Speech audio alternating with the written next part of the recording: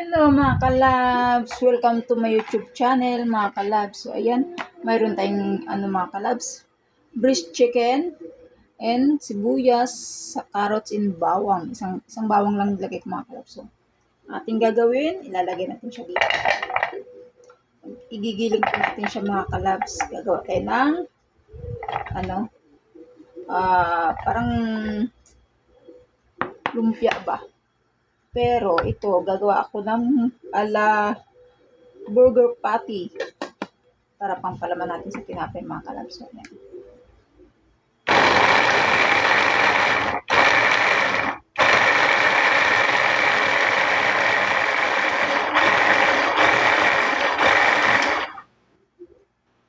Ganyan lang mga kalabs. O, diba?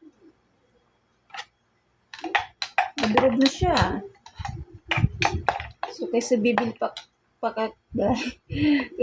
tayo ng mga kalabs ng pampalaman sa tinapay, gagawa natin ng sariling own version na burger patty.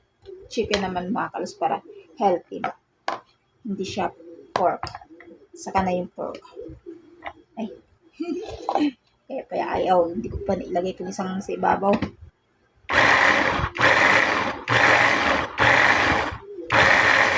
Medyo pinokonti para hindi siya buo-buo pag kinain. So, ayan. Diba?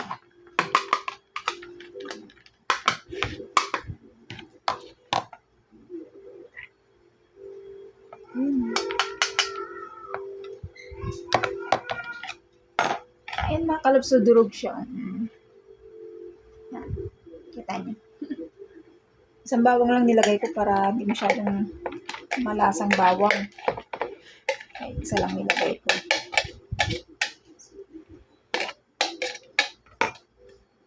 Diba? Pagkatapos natin igiling itong ating carrots, chicken naman ang ating igiling mga kalabs. Pwede naman kayo bumili ng chicken na ipapagiling ng mga kalabs. Sa akin kasi, since mayroon naman akong gilingan, ako na nagigiling mga kalabs. So, kunti-kunti lang. Huwag lang marami.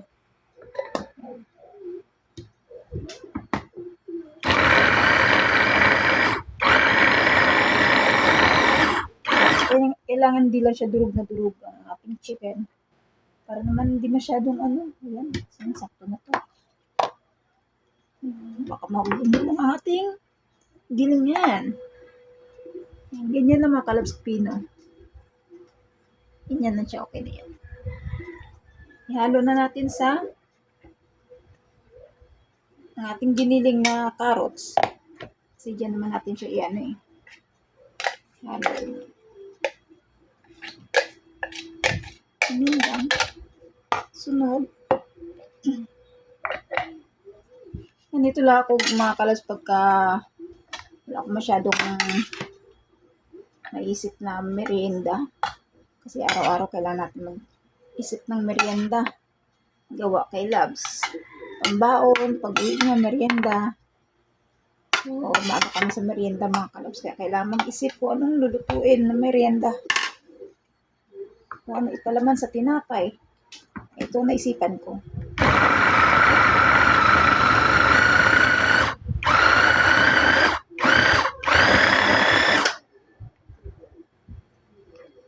I-check natin kasi kung hindi natin chinek, baka ang giniling natin is maging na siya.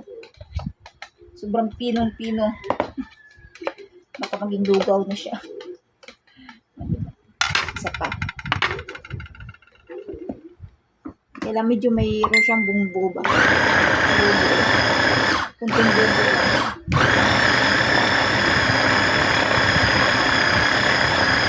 Oops.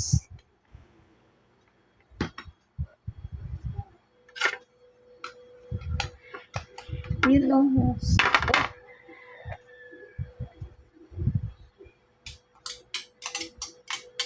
Talas ng kanyang blade mga kalabs.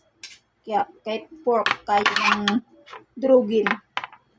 Kaya magandang klase itong nabili natin panggiling. So, ayan.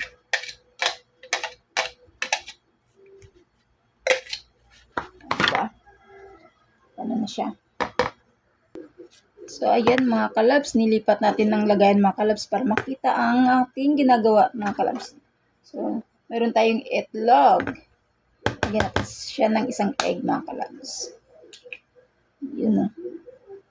Isang egg lang pang dagdag lasa. So, lalagyan natin siya ng mga seasoning mga kalabs. Sakto-sakto lang mga hindi siya masubraan. So, ayan ang ating mga panimpla. So, ganyan lang ating ginagawa mga kalabs. Kailangan tansya-tansya. Mas okay tumabang kaysa umalat mga kalabs kasi magagawan pa ng paraan pagka maalat. Pero maalat. Mali. Pag tumabang kapag maalat, wala tayong magawa doon. Kaya, kailangan tansya ang timpla. Lagyan natin siya ng paminta.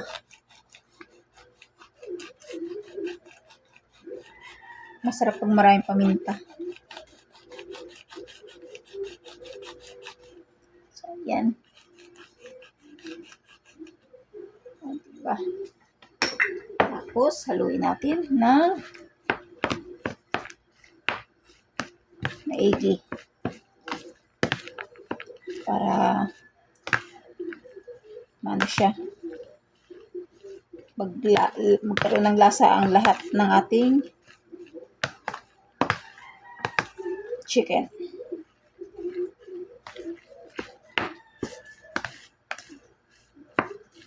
Kasi pag bumili kasi tayo mga patty mga kalabs, yung ready to cook, medyo may kamahalan din. So, konti lang siya. Kaya naisipan ko magawa na lang kaya huli ng chicken patty. Kasi araw-araw naman kailangan baon, tsaka every Sunday may pagawa dito. Ito na yung pinakapalaman nila. Diba nakakatipid.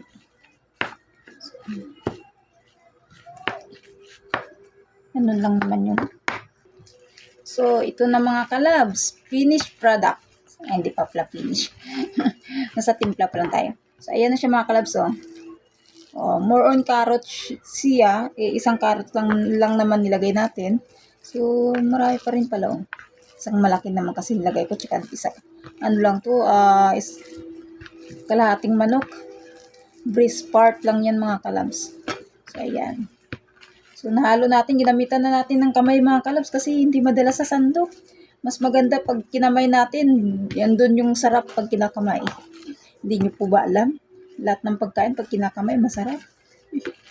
Ang sikreto nasa kamay. Ayan o. Yan. So, diba? So, maghulman na tayo mga kalabs. Ito simpleng lang ito mga kalabs. Simpleng ideas ng paggawa ng patty. So, dito ko lang lalagay mga kalabs. Kasi wala naman tayong Ito ay sinubukan ko lang naman. So, ganyan lang. So, kailangan, lang siguro, manipis kasi para maluto siya. Ganyan lang siguro siya, di ba? May isang tinapay na yan, kasi na yung sa isang tinapay. Yan mga kalabs.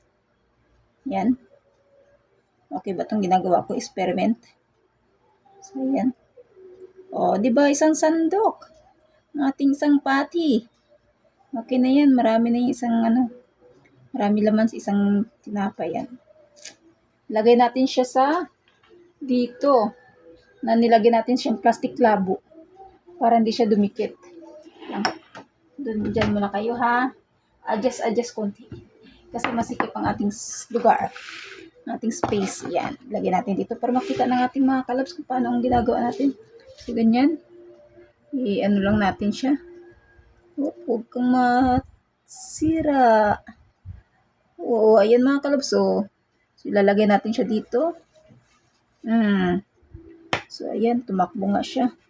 Ilagyan natin siya ng plastic labo para pag nilagay natin sa freezer, madali na lang siyang tanggalin. Naka-isa na tayo mga kalabs. Lang sukat-sukat na yan. Tansya-tansya na lang yan. Ito naman Hindi naman pang benta. Pang ano naman to, pang personal food. Ang merienda ng labs, tsaka sa mga workers na masisipag.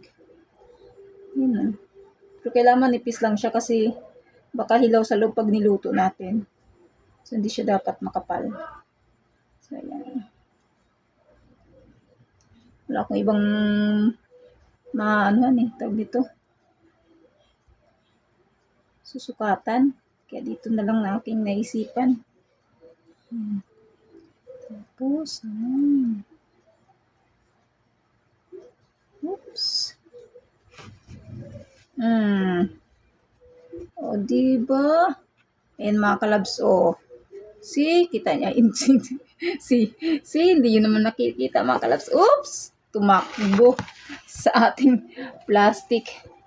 So, ayan. So, ayan mga kalabs, ang first batch natin mga kalabs na nagawa. So, ayan, ang ating patty. Naka-anim lang tayo mga kalabs. Hindi pa lang. Naka-anim pa lang tayo mga kalabs. So, ayan pa ang ating gagawin. So, ayan. So, lalagyan natin siya panibagong plastic labo para pag second layer tayo mga kalabs. So, ganyan lang. Ating ginawang diskarte mga kalabs. Para-paraan lang para makatipid tayo sa pangmerienda araw-araw.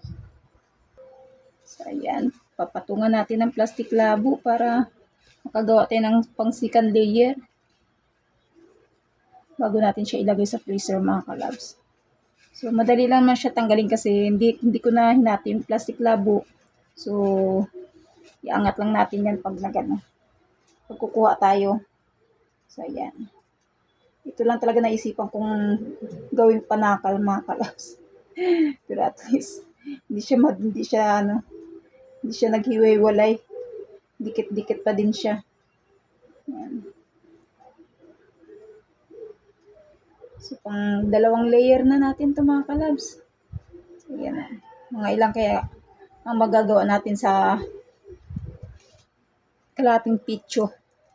Ating chicken. Pagka, lumpiang pritong lumpia, ito rin ang ginagawa eh. Celery lang wala. Ay, kinchay. So, pwede na yan. Pwede na ito gawing lumpia. Wrapper na lang kulang. So, since na tinapay ang ating purpose dito, kaya ginanito ang ginawa natin mga kalabs. Instead na i-wrapper natin.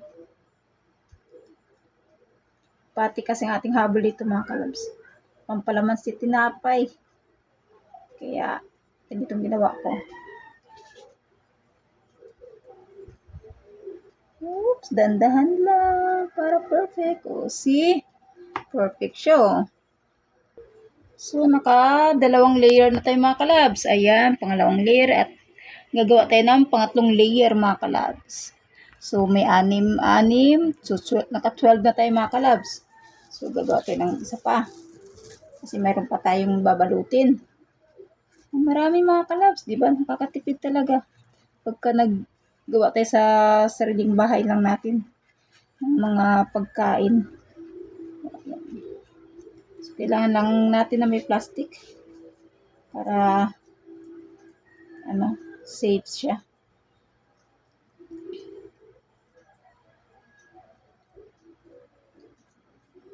Mabusisi lang siya mga kalabs, pero pag ikaw may tiyaga, may nilaga. May nilaga.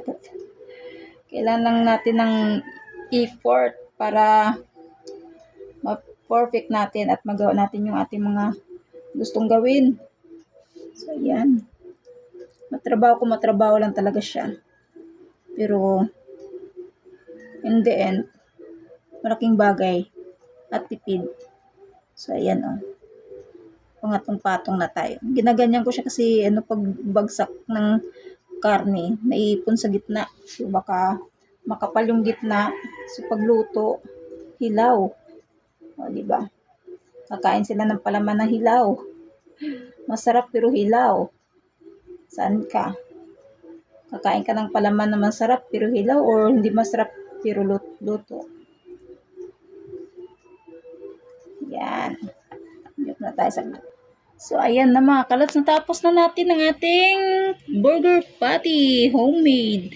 So, ayan, naka-apat na patong po tayo mga kalabs. Sa isang patong is mayroon siyang 6 pieces. So, ano tayo, 24, 6, apat na patong, 6, 24, 25, 26. O, mayroon pa tayong, isang, tawag nito, isang pabilog-bilog kunwari.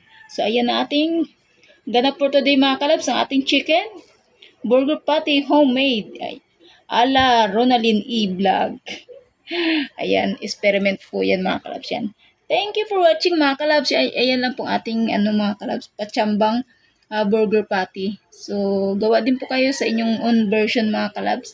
Yan ay aking patsam na recipe lang yan mga kalabs. So, ayan. Thank you for watching mga kalabs. Bye!